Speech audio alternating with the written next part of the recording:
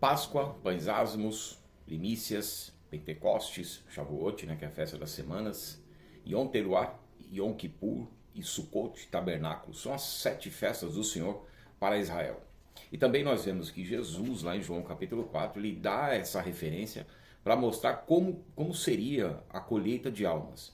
Uma colheita em 4 etapas, mas também a primeira ressurreição em etapas. E nós vamos entender um pouquinho sobre isso.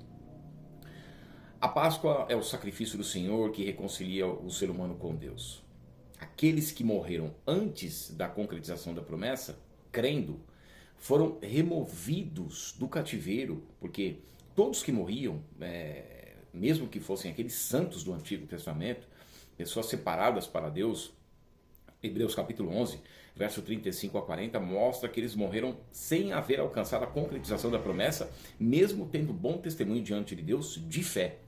Eles morreram antes dessa concretização. Quando Cristo morre na Páscoa e a aceitação do seu sacrifício por meio da representação dos pães ázimos, sem fermentos, sem malícia, maldade, perfeição do Cordeiro de Deus que tira o pecado do mundo na questão dessa reconciliação de Deus com a sua condenação do Éden, esses que morreram crendo, na festa das primícias, Levítico 23, 9 a 11, por causa da Páscoa, ele leva cativo o cativeiro, ele remove essas pessoas, porque ele foi às regiões mais inferiores da terra, e ele apresenta a Deus como os primeiros frutos. Primeira etapa de uma só colheita.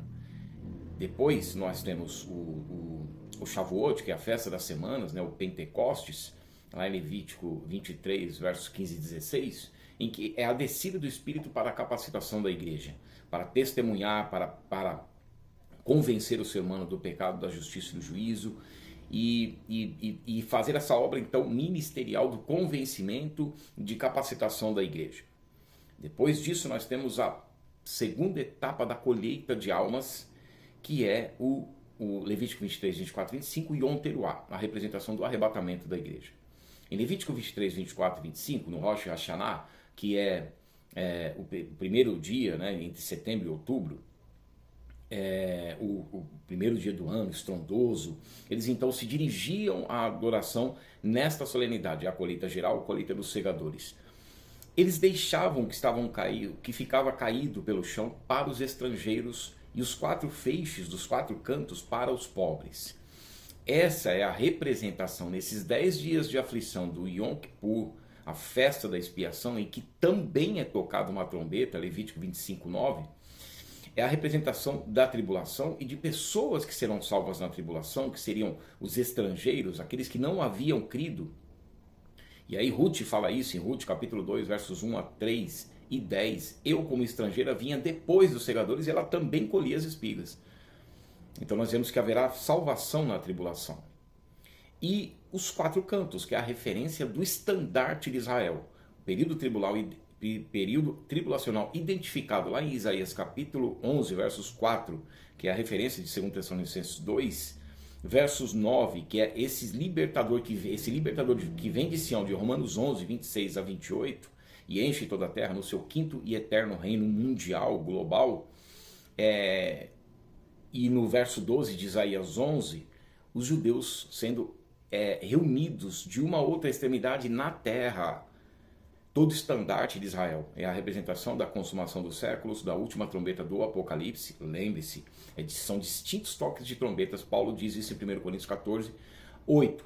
Nós vemos João ouvindo uma trombeta no capítulo 4 do Apocalipse. Depois disso é mostrado para ele lá de cima o que ia acontecer na terra. E no capítulo 11, verso 15 e 19 é tocada a última trombeta. Só que a primeira trombeta do juízo é tocada no capítulo 8, não no capítulo 4 do Apocalipse, mas no capítulo 8. O capítulo 4 representa o arrebatamento.